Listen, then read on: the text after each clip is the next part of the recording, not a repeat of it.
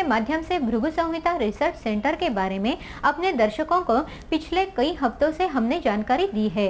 आज भी हम इसके बारे में अधिक जानकारी लेंगे इस विस्तृत रिपोर्ट द्वारा। आज हम मुलाकात करने जा रहे हैं एक ऐसे हस्ती से जो भृगु संहिता रिसर्च सेंटर की संचालिका श्रीमती निर्मला मित्तल जी से।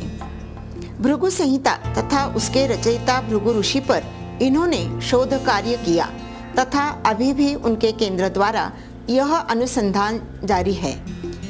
यह अपनी तरह का एक अद्वितीय केंद्र है तथा संभवतः पूरे विश्व में अपनी तरह का एकमेव है। पुणे में यह केंद्र कार्यरत है। वैसे भी पुणे विद्वत जनों की नगरी कहलाती है। निर्मला जी भी उन्हीं में से एक है। मनुष्य जीवन में होने वाले दुख, दर्द, समस्याएं, तकलीफें, अड़चनें, इन सब से छुटकारा पाने के लिए सामान्य जन ज्योतिषी की शरण में जाता है। किंतु ऊपर ऊपर की मरहम पट्टी करने से कोई भी दुख समूल नष्ट नहीं होता। किसी भी समस्या से निजात पानी है तो हमें उस समस्या के मूल तक जाना होता है। आखिर वह तकलीफ आई कहां से, क्यों? तभी उसका इलाज संभव है। समस्या के मूल तक हमें ले जाने वाले एक्सरे मशीन या सोनोग्राफी यंत्र का कार्य करने वाले इस आध्यात्मिक यंत्र का या ग्रंथ का नाम है भृगु संहिता। हमारे दुखों की मूल जड़ें हमारे भूतकाल में स्थित होती है। पिछले कई जन्मों में हमने जो पाप या पुण्य किए होंगे उन्हीं का फल हम इस जन्म में भुगतते हैं। भृगु ऋषि जी त्रिकाल ज्ञानी थे, इसीलिए भृगु संहिता द्वारा मनुष्य का भूत, भविष्य, वर्तमान उन्होंने लिख रखा है। यह मनुष्य मात्र पर उनका बड़ा उपकार है, किंतु उपकारकर्ता को ही भूल जाने की हमारी पुरानी आदत है, जिसके चलते काल के गर्त में भृगु ऋषि की जानकारी से हम वंचित हो गए हैं। हमारे देश की इस अनमोल धरोहर को संपादित, संवर्धित तथा सर्वज्ञात करने के लिए हम जानकारी प्राप्त करने जा रहे हैं निर्मला मित्तल जी से। सभी दर्शकों को मेरा प्राध्यापिका डॉक्टर चारुदत्ता चौगुले का प्रणाम। आज हम ऐसे हस्ती से मिलने जा रहे हैं जिन्होंने भृगु ऋषि पर काफ़ी संशोधन कार्य किया है, जो पुणे स्थित भृगु रिसर्च सेंटर की संचालिका भी है, सुश्री निर्मला मित्तल जी। नमस्ते निर्मला जी। नमस्कार चारू जी। आज हम आपसे जानना चाहेंगे थोड़ा सा कुछ आपके बारे में और आपका रुझान भृगु संहिता की ओर कैसे हुआ, इस विषय में आप हमें बताइए। नमस्कार चारू जी। भृगु संहिता एक प्राचीन ग्रंथ है जिसे महर्षि भृगु ने लिखा हुआ है। इसमें मानव जाति के 3 जन्म बताए जाते हैं: पूर्व जन्म, वर्तमान जन्म और पुनर्जन्म। पत्रकारिता के दौरान मुझे ज्योतिषियों के इंटरव्यू करने का मौका मिला। उनके इंटरव्यू करने के लिए मुझे ज्योतिष शास्त्र की मोटी मोटी किताबें पढ़नी पड़ी, ज्योतिष विद्या भी सीखनी पड़ी। इसी दौरान मुझे भृगु संहिता जैसा दुर्लभ ग्रंथ मिला और मैंने इस पे रिसर्च करने की ठानी। भृगु संहिता की रचना कब हुई? जब से सृष्टि बनी है तब से भृगु संहिता अस्तित्व में है। हम कह सकते हैं कि भृगु संहिता का जो इतिहास है वो बहुत ही प्राचीन है और सृष्टि के आरंभिक काल से है। अच्छा निर्मला जी, ये भृगु संहिता को लेकर के विद्वानों में जो चर्चा और वाद विवाद है असली नकली को लेकर, आप इस बारे में क्या बताना चाहेंगी? असली नकली भृगु संहिता कुछ होती नहीं है। ये जो ग्रंथ है इसको पढ़ने के लिए एक आध्यात्मिक ताकत की ज़रूरत होती है। यदि किसी के पास आध्यात्मिक बेस नहीं हो तो वह नकली भृगु संहिता भी नहीं पढ़ सकता है।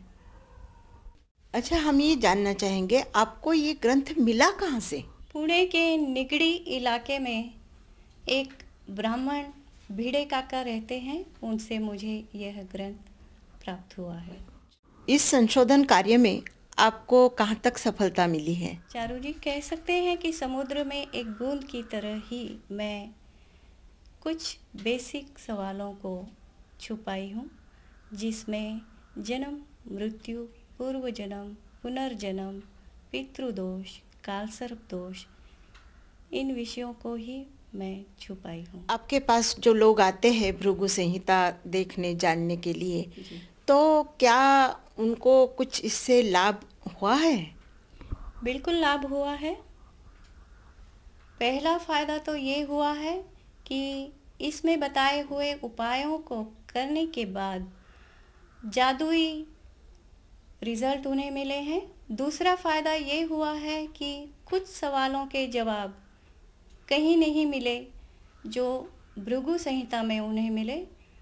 जैसे अकाल मृत्यु होती है तो क्यों हुई, इस जन्म में जो तकलीफ़ें हैं वो क्यों हैं, ये जानने के बाद उनके मन में जो राहत मिलती है वो मुझे आत्मसंतुष्टि देती है।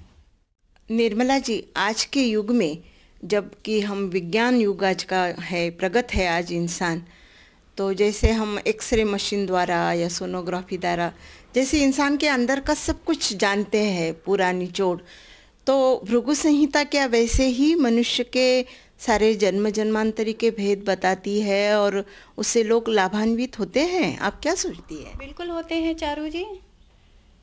इस जन्म में हम बहुत मेहनत करते हैं और असफल होते रहते हैं, तो ऐसा क्यों होता है?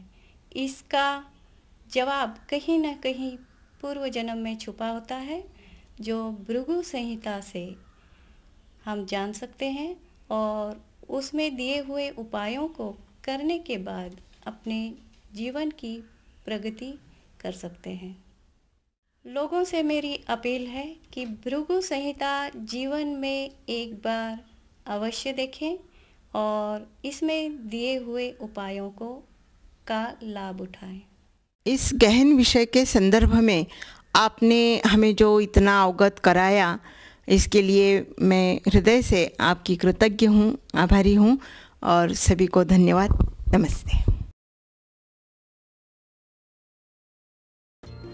हमारे यहाँ सभी देवी देवताओं, साधु संतों पर आरती प्राप्त होती है, किंतु भृगु ऋषि पर कोई आरती नहीं थी। प्राध्यापिका डॉक्टर चारुदत्ता चौगुले द्वारा रचित भृगु ऋषि पर की आरती हम प्रस्तुत करने जा रहे हैं। आरती करो भार्गव भृगु ऋषिवर को, आरती करो भार्गव भृगु ऋषिवर को, मिल जाए सारा ज्ञान जन्म जन्मांतरी को। आरती करो भार्गव भृगु ऋषिवर को, त्रिकालदर्शी जो भविष्य के ज्ञाता, जिन्होंने लिखी भृगु संहिता। क्या बखानू उनके अपरिमित ज्ञान को, आरती करो भार्गव भृगु ऋषिवर को। अग्नि के प्रणेता, यज्ञ के निर्माता, काष्ठ शिल्प के वे ही तो जन्मदाता। कोई अंत ना पार उनके अनुसंधान को, आरती करो भार्गव भृगु ऋषिवर को। ब्रह्मा के जो पुत्र कहलाते, काल के जो सभी भेद जानते, नित्य करते रहे जो मानवी कल्याण को। आरती करो भार्गव भृगु ऋषिवर को। भारतवर्ष में कीर्तिमान हुए, भुंज में आकर समाधि लीन हुए। विष्णु भी भूषण माने जिनके लत प्रहार को।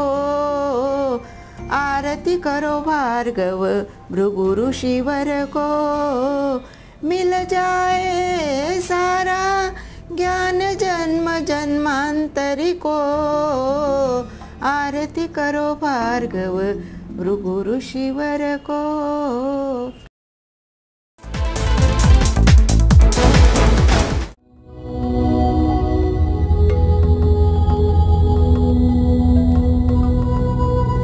भृगु संहिता से जानिए आपके पिछले जन्म के बारे में, जानिए आपके इस जन्म के बारे में, जानिए आपके अगले जन्म के बारे में।